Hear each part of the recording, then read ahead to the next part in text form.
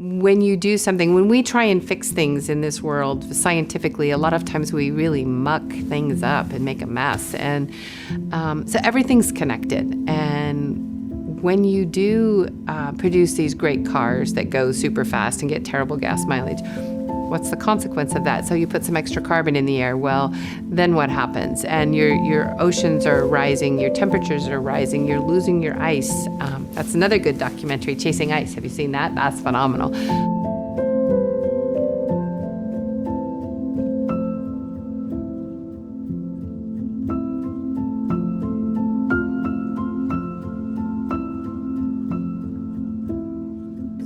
Science is curiosity. Science is asking good questions. Science is wondering, why does that work? And not necessarily just taking somebody's word for it, but why does that work, and how can you show me that that's really the truth? You know, there's so many big questions out there, you know, that we haven't even begun to explore. And so if you can get kids to be comfortable with asking questions, because a lot of times they're afraid they might look stupid. Well, join the club, you know, we don't know everything. And so getting them to move out and be curious, that's science.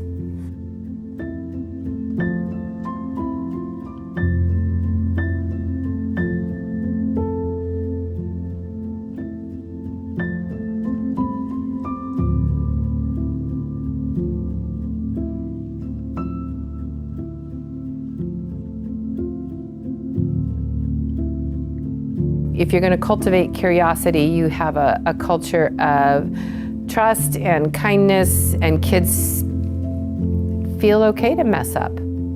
It's okay. I didn't do that quite right. Can I have some more sterile water? We've got to start over.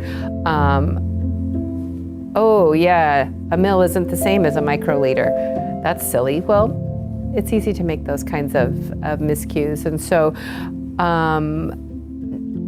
being in a classroom where you're not afraid to do that is very, very comforting. It's like, okay, I can be curious. I can ask questions that somebody in a university setting with 300 other students, maybe everybody else already knows. Chances are good if you don't know, most of the classmates around you don't know either. You know, and your teacher may not know, and that's okay. It's really an introductory course into microbiology, but how does it tie to their life, and why does it matter? You know, these soil bacteria could save their life at some point. We're about to go back to pre-World War times, World War II times, where we didn't have penicillin because so many of our escape pathogens are resistant to antibiotics, and we don't have anything in the pipeline coming. So this is a huge project. It's valid. So it's real, it's rigorous, it's research. It should be fun. It may work, it may not, but 99% of science doesn't work the way you think it's supposed to. So getting them to be comfortable with that, with failure. Failure is your first attempt in learning. What did you learn? What are you going to do different? Those are valid learning experiences. So, after teaching global health and disease and pandemics and all those things for 36 years, it's time for me to move forward, and I am going to the University of Colorado, Denver to pursue a PhD. So that means I won't be back at Glacier Peak next year. This is not the way I expected to end after 36 years in the classroom, so who's going to cry? Not me.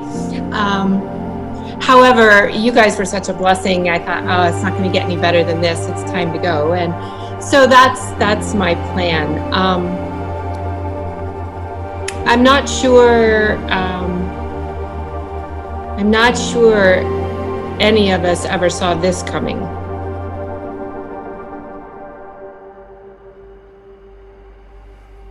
Good afternoon. As of Sunday evening, there have been 7,984 confirmed COVID-19 cases in Washington.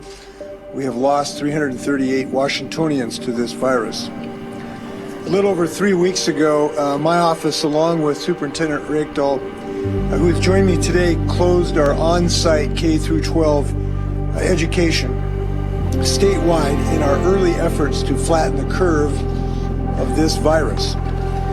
Today, I'm extending the on-site instruction closure order.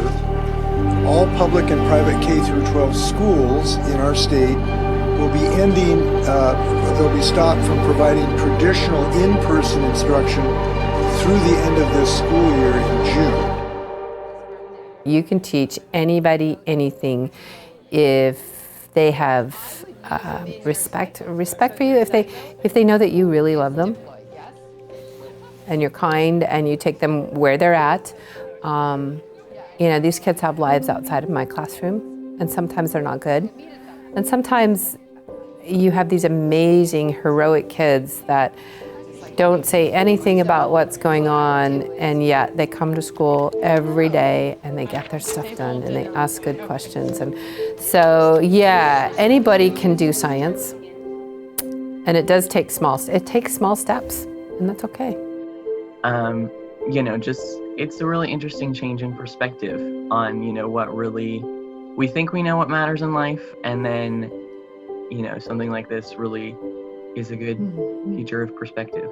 Yeah, it's definitely been a time for me it gives me more of a kind of a worldview. Like, I've been looking at a lot of other people's perspectives and that kind of stuff, and I've been working on a couple projects to celebrate class of 2020 because they haven't been in school. And I think it's just kind of given me to be really grateful for what I have and the situation that I'm in, and that I can stay home and that I can do my work from home and that kind of stuff. I think it's just given me it's kind of taken me out of my hard time, and I feel like it's made me realize how much I took for granted going to school and hanging out with friends, and it just makes me miss all of that. Even though I complained about, oh, I have to get up early to go to school, it now I don't have to do, now I can't do anything. I'm trapped inside my house.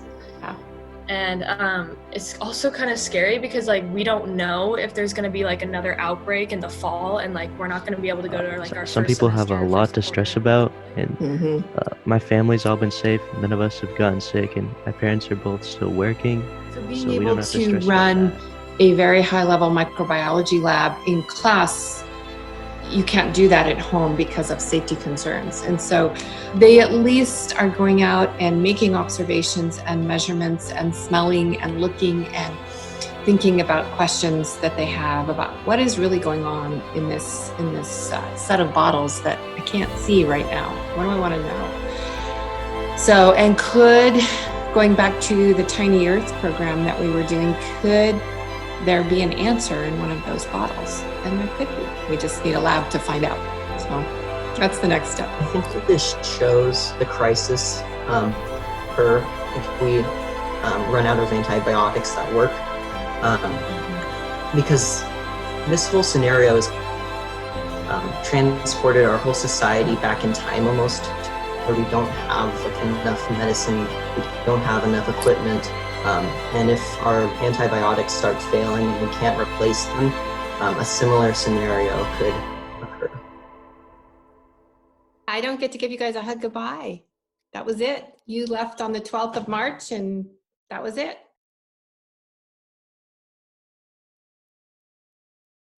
They are kind, they are smart, they're curious, and they're very compassionate. They're just going to do great things, and I love them all. So that would be my message.